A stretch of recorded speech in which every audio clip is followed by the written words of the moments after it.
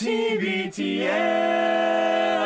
Hey there, welcome to another Hey Dummies. This is the TBTL newsletter video where we, the Dummies, try to answer your questions. It's Luke. I'm in a hotel room here in Los Angeles, and I am dressed like this because I am about to go out on one of my little jogs, and I thought I would maybe try another little before and after. I did this a few weeks ago. I will read the Hey Dummies question, then I will go on my jog, I will ruminate on my answer, and then I will deliver it when I get back. And you'll know that it's post-jog because I will be more sweat than man the next time you see me, because it's warm out there already here in LA, even though it's like 7 in the morning or something. This week's question comes from listener David in New York City.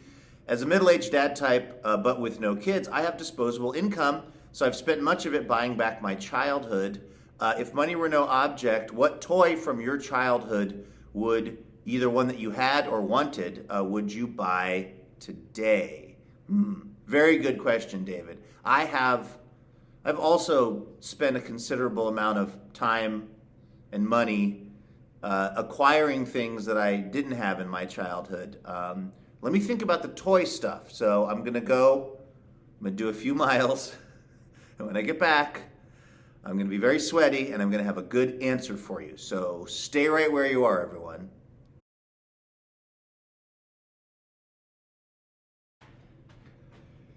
And we're back. David, I have to level with you. I didn't think about an answer to your question enough on my jog. My thoughts turned, as they so often do these days, to the logistics of the 4,000th episode, which I will remind everyone, as if you don't already know. I mean, you're subscribing to the newsletter, so you obviously get it. But it's this Saturday, July 29th, at the Neptune Theater. There's still a couple tickets left. Show starts at 8. It's all ages. It's going to be really, really fun.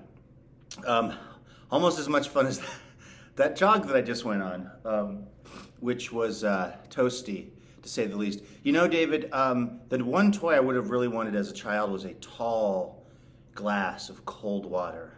That was all I wanted.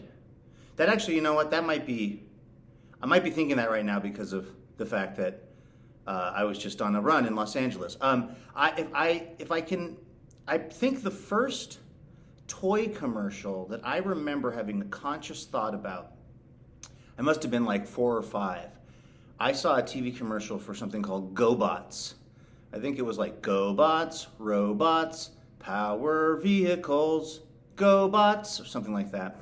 GoBots, GoBots, GoBots, GoBots, GoBots, mighty robots, mighty vehicles, GoBots.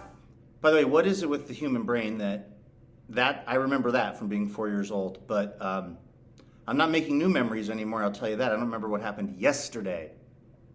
Actually, I do, because it relates to toys. So I've been out here, among other things, interviewing a guy named Eddie Goldfarb, who invented Kerplunk.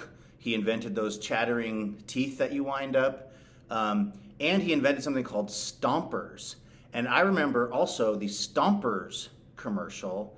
And now when I was a kid, I don't know, I wasn't a particularly car-obsessed kid. By the way, I'm sorry I'm all over the place, but David, just to update you, I did not get GoBots. I wanted GoBots. I saw the commercial, probably asked for them for Christmas. We didn't really celebrate Christmas at that time in my life, so I remember I got a soccer ball from my granddad, Farnham Burbank, and I was instructed not to tell him that we didn't celebrate Christmas. But back to Stompers. I was at this guy Eddie Goldfarb's house. He's 102, by the way. Well, he'll be 102 in September. And he was showing me all these various toys. He invented like 800 toys in his life. He invented the bubble gun, that gun that shoots like bubbles.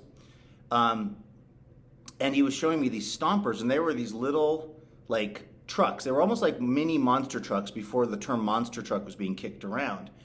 And he was explaining to me that there are a bunch of people my age who are obsessed with Stompers. They collect all of them because they are the coolest little objects. I mean, now as a 47-year-old middle-aged dad type, I would totally play with stompers, even though as a little kid it didn't really appeal to me.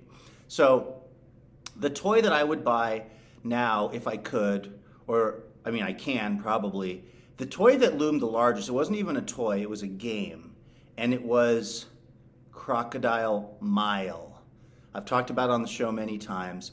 It was, to me, like the most fun thing that could ever happen in a young person's life in the summertime.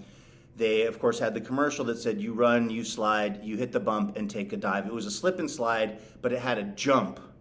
And the jump was just an inflated air little pillow thing. I don't know if it's more upsetting that I'm wiping my face down multiple times during this video or to not wipe my face down. And after you went over this crazy jump, you landed in a giant pool of water.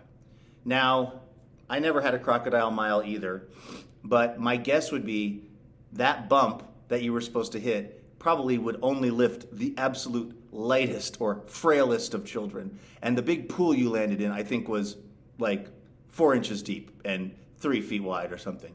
But in my mind, Crocodile Mile was the coolest. Just looked like a summer adventure, just like a summer aquatic adventure. And as I would be baking away in our little rental house on 77th Street in Seattle, the idea of escaping to the cool tropics of the Crocodile Mile was very, very appealing to me. The thing is, I could probably buy a Crocodile Mile now if they still make them, or I could find one on eBay, but I would very likely die from trying to do that. I cannot imagine at my age trying to slide on my running and then sliding for like 40 feet on my belly and then hitting something and flying up in the air and then landing in a shallow pool of water. Any one of those 3 events would probably be the end of me. So as they say, I guess, you can't go home again. But that is my answer to your question, David. Definitely a Crocodile Mile. All right. That's the Hey Dummies video for this week. Thank you so much for watching. We've got some new questions, which is great, but we can always use more. One question would be, why did Luke think this was a good idea to film a video in this condition? But no, if you want to send to Andrew at tbtl.net your questions for the Dummies, we will do our best to answer them. Hopefully I'll see some of y'all this weekend at the TBTL 4000th episode. If you can't make it, I hope you have a super fun weekend wherever you are. Again, thanks for subscribing to the newsletter, and we'll see you soon.